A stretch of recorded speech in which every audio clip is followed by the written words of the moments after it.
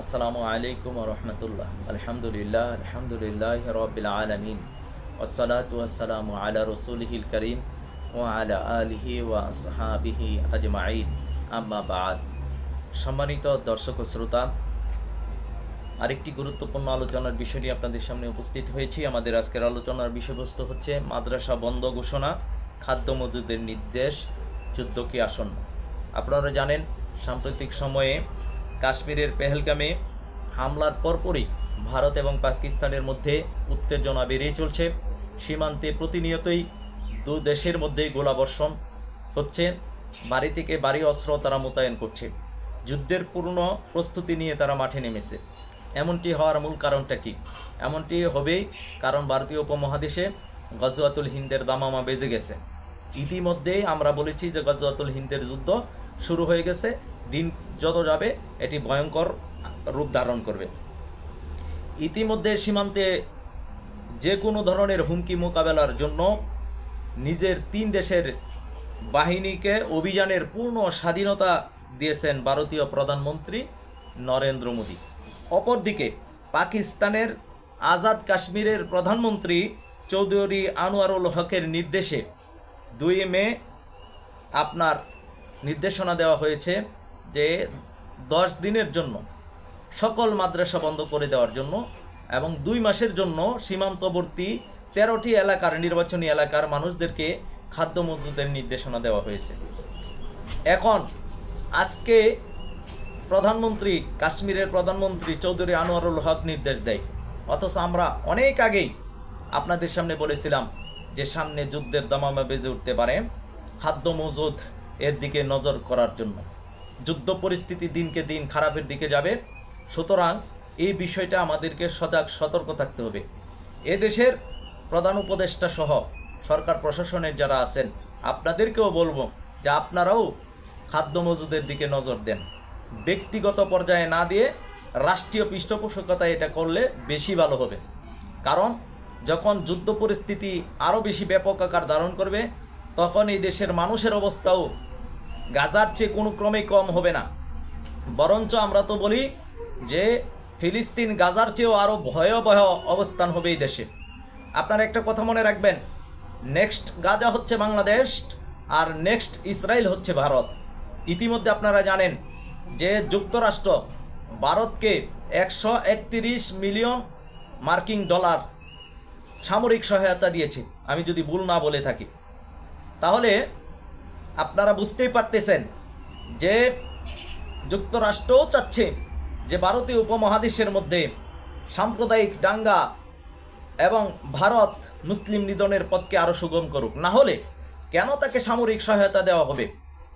যেই রকমভাবে সামরিক সহায়তা দিচ্ছে ইসরায়েলে, যেরকম সামরিক সহায়তা দিচ্ছে ইউক্রেনে, সেই ইউক্রেন থেকে আজকে চোখ, মানুষের নজর দৃষ্টি আজকে ঘুরে চলে গেল গাজায়, অথচ সেদিকেও যুদ্ধ চলছে। গাজা থেকে আজকের দৃষ্টি ভারতীয় উপমহাদেশে, মূল কেন্দ্রটা হচ্ছে এখান থেকে ভারতীয় উপমহাদেশ থেকে গজওয়াতুল হিন্দের মাধ্যমে 3য় বিশ্বযুদ্ধের সূচনা হবে, সেটি আমরা বরাবরই বলে আসতেছি। ভারতীয় উপমহাদেশের আজকে অগ্নিগর্ভ হয়ে যাচ্ছে, যেমনটি মধ্যপ্রাচ্যে হচ্ছে। মধ্যপ্রাচ্যে আজকে অগ্নিগর্ভ, ঠিক ভারতীয় উপমহাদেশে তারা একটা দাঙ্গা লাগিয়ে করিডোরের মাধ্যমে পার্বত্য চট্টগ্রামের মধ্যে খ্রিস্টান একটি রাষ্ট্র প্রতিষ্ঠা করার ব্যর্থ চেষ্টা যদি করতে চায় তাহলে বলবো তাদের ষড়যন্ত্র আপনার সফল কাম হবে না। এদেশের মুসলিম, এদেশের আপামর জনগণ এটি কখনোই মেনে নেবে না। সুতরাং দিন যত যাচ্ছে তারা কি আগুন নিয়ে খেলা করছে। এই যে যুক্তরাষ্ট্র, ইসরায়েল, ইহুদি খ্রিস্টানরা যেই ষড়যন্ত্র করবে, মুশরিকরা যে ষড়যন্ত্র করবে, এটিতে আবু হুরায়রার সেই হাদিসের মধ্যে আছে, যেখানে আবু হুরায়রা রাদিয়াল্লাহু তাআলা আনহু বলেন, আল্লাহ রসুল সাল্লাল্লাহু আলাইহি সাল্লাম বলেছেন, অদূর ভবিষ্যতে ইহুদি খ্রিস্টানরা বিশ্বের মুসলমানদের উপর অত্যাচার বৃদ্ধি করে দিবে। তখন তাদের মোকাবেলায় কেবল খোরাসানিরাই সুদৃঢ় থাকবে। অনুরূপভাবে হিন্দুস্তানের মুশরিকরাও মুসলমানদের উপর অত্যাচার বৃদ্ধি করে দিবে।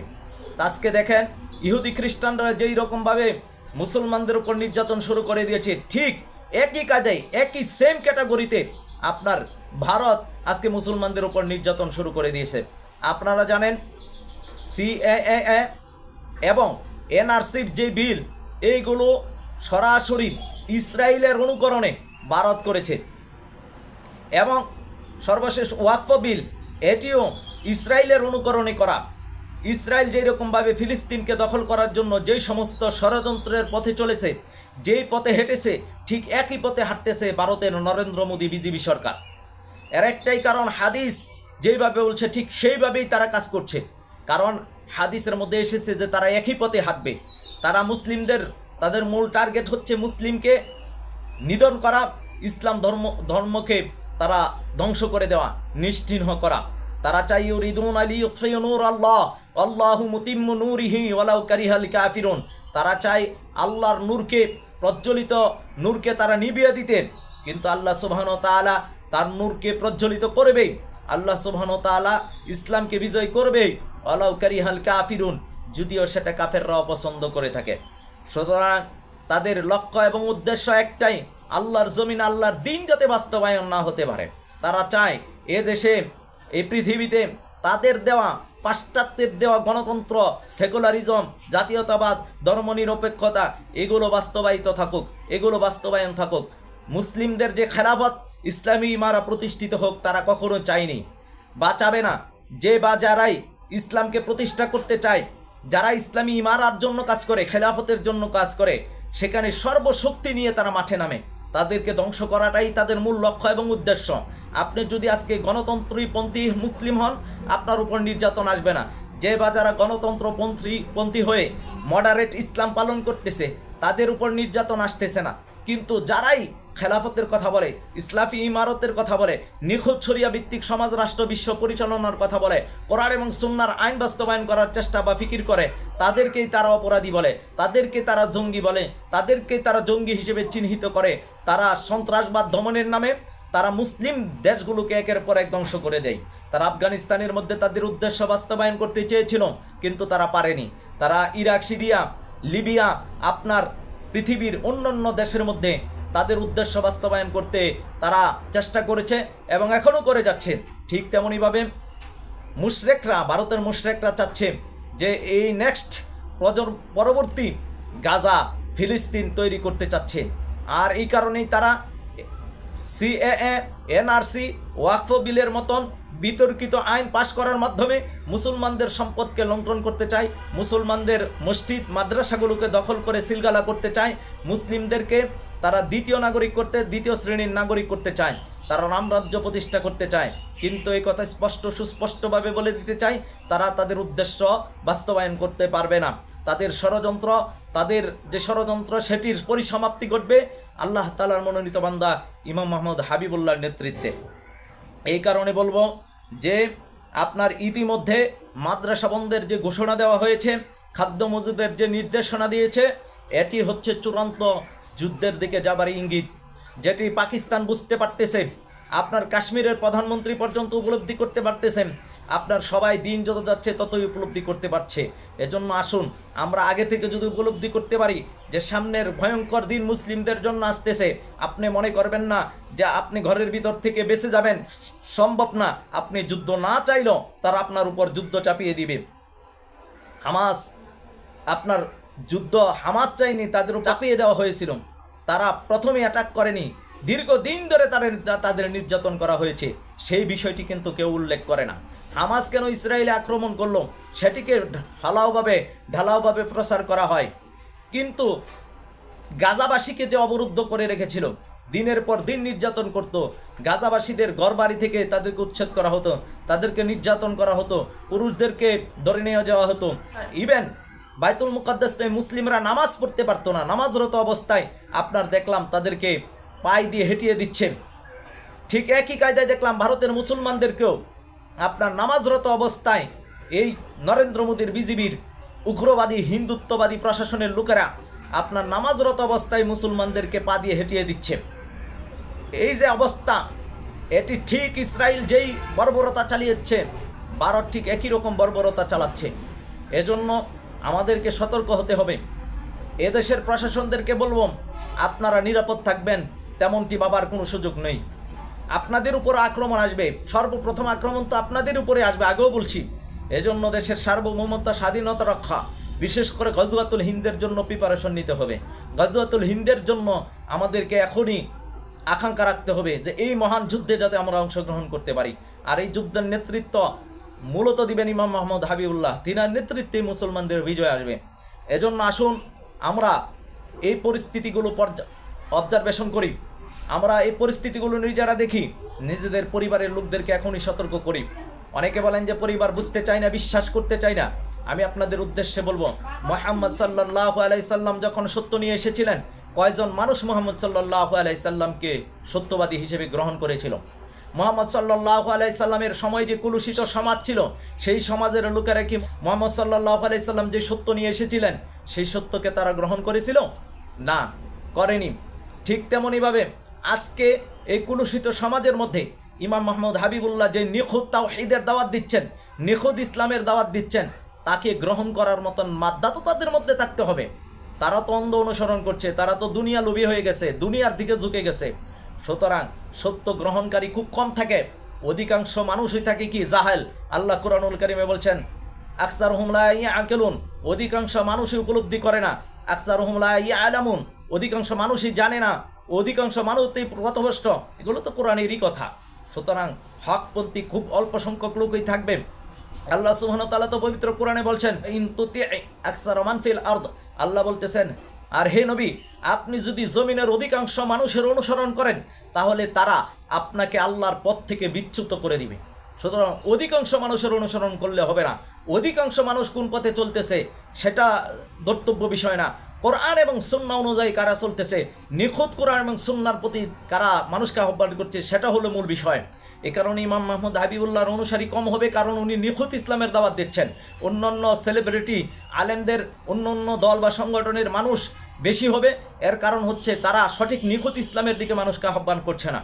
যদি তারা নিখুঁত ইসলামের পথে আহ্বান করত তাহলে তারাও নির্যাতিত হতো। আজকে তারা কালেমার দাওয়াত দিচ্ছে, লা ইলাহা ইল্লাল্লাহ বলার কারণে তাদের উপর নির্যাতন আসে না, ফুলের মালা দেওয়া হয়।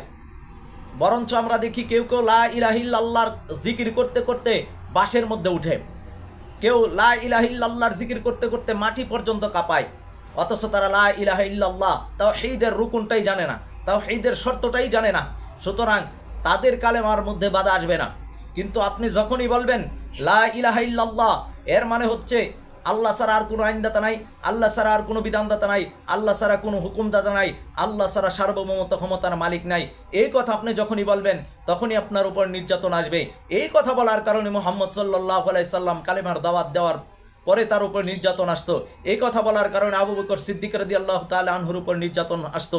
এই কথা বলার কারণে আম্মার রাদিয়াল্লাহু তাআলা আনহুর উপর নির্যাতন হয়েছে। এই কথা বলার কারণে খাব্বাব রাদিয়াল্লাহু তাআলা আনহু, সুমাইয়া রাদিয়াল্লাহু তাআলা আনহা, বেলাল রাদিয়াল্লাহু তাআলা আনহুর উপর নির্যাতন হয়েছে। ঠিক একই রকম আপনি যদি সেই দাবি নিয়ে, যেই দাবিতে, যেই বিশ্বাস নিয়ে, যেই আকীদা নিয়ে, যেই বুঝ নিয়ে মক্কার মুসলমানেরা কালেমা পড়েছে, আপনি যদি সেই বুঝ নিয়ে, সেই দাবি নিয়ে আজকেও কালেমা পড়েন, আপনার উপর নির্যাতন আসবে। আমি তো বলি বাংলার মুসলমানদের চাইতে বেশি কালেমা বুঝতো আবু জাহেল, উতবা সাইবা মুগীরারা কালেমা বুঝতো তারা, যার কারণে তারা নির্যাতন করেছে। আজকে আমরা মুসলমানরা কালেমাটা পর্যন্ত বুঝি না, লা ইলাহা ইল্লাল্লাহ এটার অর্থটা পর্যন্ত আমরা বুঝি না, এটার দাবি কি, এটার শর্ত কি, এটার রোকন কি, সেটা পর্যন্ত আমরা জ্ঞান রাখি না। এই কারণে যারা তাওহীদপন্থী তারা বলে যে আল্লাহ ছাড়া আর কোনো আইনদাতা নাই, আল্লাহ ছাড়া আর কোনো বিধানদাতা নাই, আল্লাহ ছাড়া আর কোনো হুকুমদাতা নাই, আল্লাহ ছাড়া আর কোনো সার্বভৌমত্ব ক্ষমতার মালিক নাই। আমরা বিশ্বাস করি মুসলিম হিসেবে আল্লাহ আইনদাতা, বিধানদাতা, হুকুমদাতা এবং সার্বভৌমত্ব ক্ষমতার মালিক। সুতরাং এইটা বুঝে যদি আপনি কালেমার দাওয়াত দেন, তখন যদি আপনি ইসলামের নিখুঁত প্রচার করেন, তখন আপনার উপর নির্যাতন আসবে। তখন নরেন্দ্র মোদীর বিজেপি সরকার আপনাকে আপনার পুরস্কৃত করবে না, তখন ইহুদি খ্রিস্টানরা আপনাকে পুরস্কার করবে না, পুরস্কার দিবে না। তখন তারা আপনাকে রেড সিগন্যাল দিবে, আপনার রেড জোনের মধ্যে রাখবে এবং তাদের যেই তালিকা আছে সেই তালিকার মধ্যে 1 নম্বর 2 নম্বরের মধ্যে আপনাকে রাখবে, যেমনটি রেখেছিলেন শায়েখ ওসামা বিন লাদেন রহিমাহুমুল্লাহকে। কারণ তিনি কালেমার সঠিক প্রচার বুঝেছিলেন, তিনি সঠিক প্রচার করতেন এবং সঠিকভাবে কালেমার দাওয়াত দিতেন, যার কারণে আজকে ইমাম মোহাম্মদ হাবিবুল্লাহ কালেমার নিখুঁত দাওয়াত দিচ্ছেন। এই কারণে উনি নির্যাতন হচ্ছেন, ওনার অনুসারীরা কালেমার নিখুঁত দাওয়াত দিচ্ছেন, যার কারণে ওনারা নির্যাতিত হচ্ছেন। সুতরাং আসুন আমরা কালেমা বুঝে উপলব্ধি করি, এবং সামনের পরিস্থিতি যে কত ভয়ঙ্কর হতে পারে সেটি উপলব্ধি করে এখনই আমরা ইমাম মোহাম্মদ হাবিবুল্লাহর নেতৃত্ব ঐক্যবদ্ধ হয়ে আল্লাহর জমিন আল্লাহর দিন কায়েম করার জন্য চেষ্টা করি। আল্লাহ সুবহানাহু ওয়া তাআলা আমাদেরকে সেই তৌফিক দান করুন। আমিন ইয়া রাব্বাল আলামিন। আসসালামু আলাইকুম ওয়া রাহমাতুল্লাহ।